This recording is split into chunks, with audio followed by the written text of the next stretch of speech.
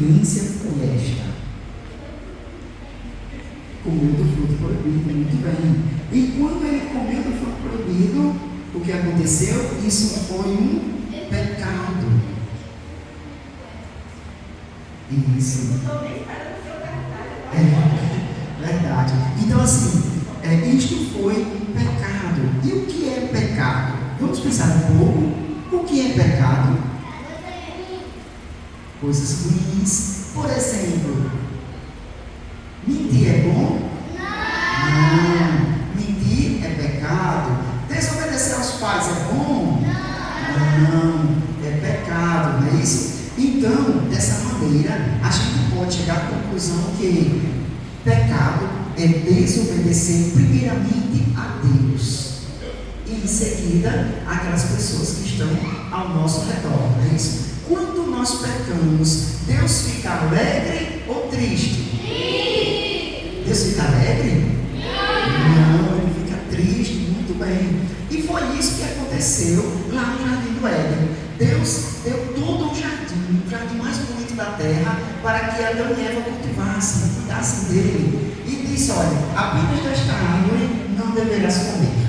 Mas aí o inimigo, quem foi o inimigo? A serpente. E quem é que estava por trás da serpente?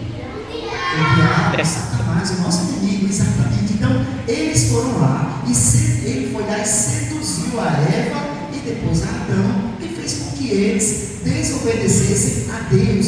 E quando eles desobedeceram a Deus, o que foi que aconteceu? Eles foram expulsos do Jardim do Éden.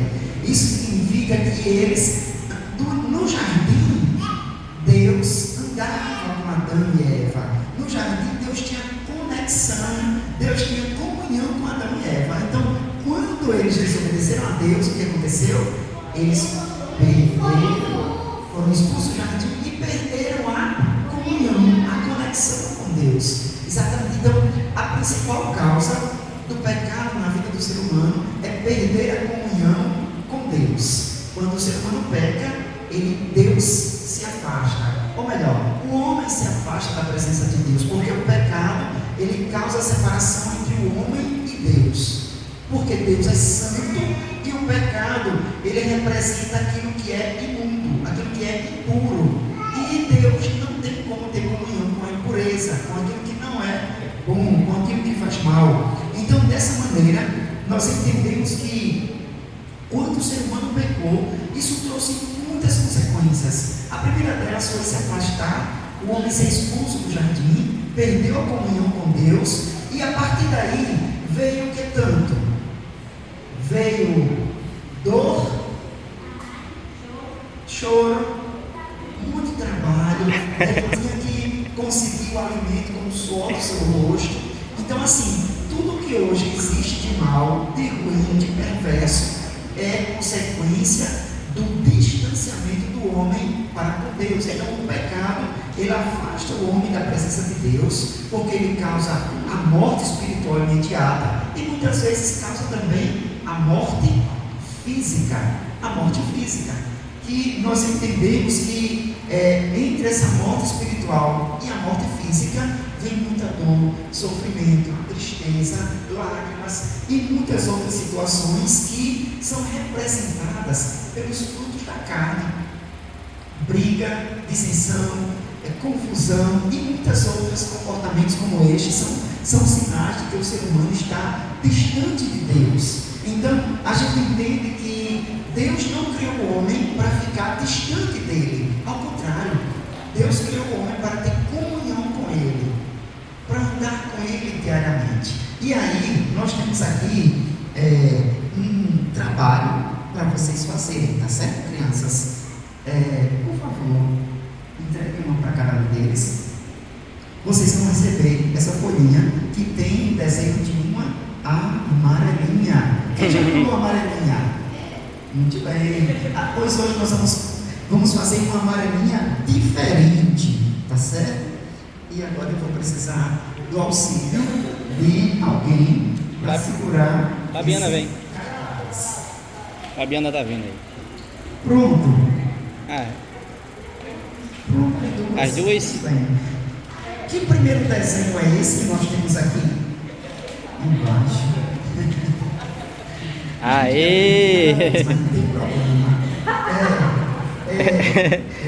Envolvimento por gentileza. Só para eles verem. Sim, posso crer. Pronto, qual é o primeiro desenho aqui embaixo? É o desenho da terra, neste mundo. Então, Deus, o nosso Deus, Ele criou a terra e tudo que nela há. E Ele criou, o nosso Deus ele é tão poderoso que Ele criou com a palavra da sua boca. Ele falou e tudo se fez. Então, Deus ele criou essa terra que era um paraíso no início. Imagine só, hoje nós temos tantos lugares bonitos de se ver. Imagine se o homem não tivesse pecado. A terra ainda seria um lugar maravilhoso. E olha só, antes no jardim não havia espinho, não havia insetos que danificavam, que causavam mal. Mas aí depois que o homem desobedeceu a Deus, então surgiu isso, a terra sofreu as consequências. A desobediência, o pecado faz isso, afasta o homem de Deus e faz ele sofrer e muito. E aí assim, Deus criou a terra, colocou o homem no jardim. Estão vendo lá naquela figurinha do lado direito, né?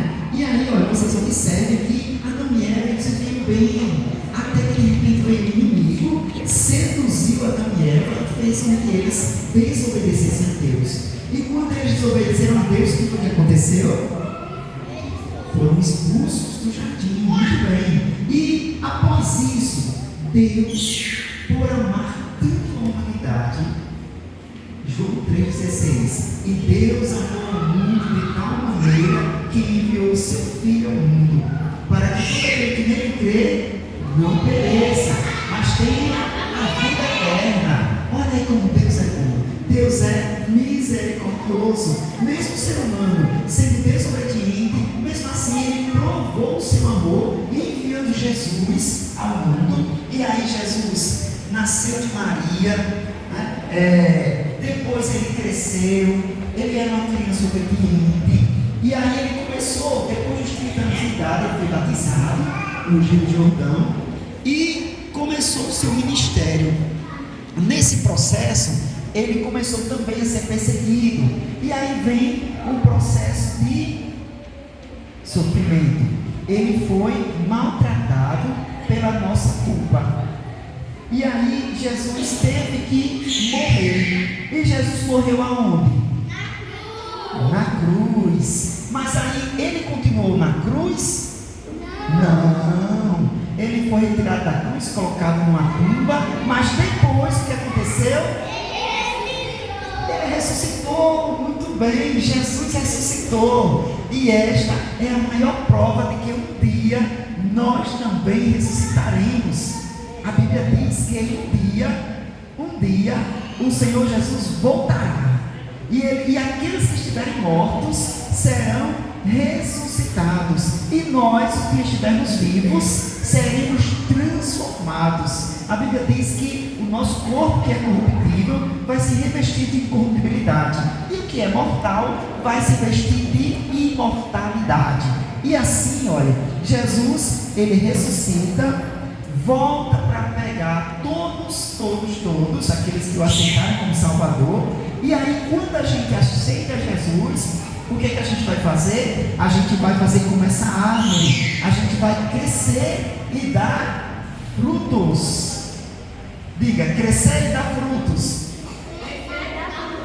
Muito bem, nós vamos crescer e dar frutos. Quais são os principais frutos que nós vamos dar? Amor, paz, paciência, longanimidade, benignidade, misericórdia, alegria. Muito bem, então esses frutos fazem parte da vida do cristão.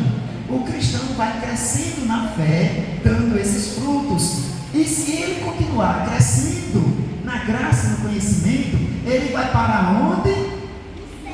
No céu, na Nova Jerusalém. Que lá a Bíblia diz que as ruas são de ouro e de cristal. Olha só como o nosso Deus é rico. Ele é rico e poderoso. Ele vai preparar a maior cidade do mundo para nós vivermos lá para sempre. E lá não haverá mais tristeza, não haverá mais choro, não haverá mais dor. Lá será apenas alegria, apenas alegria.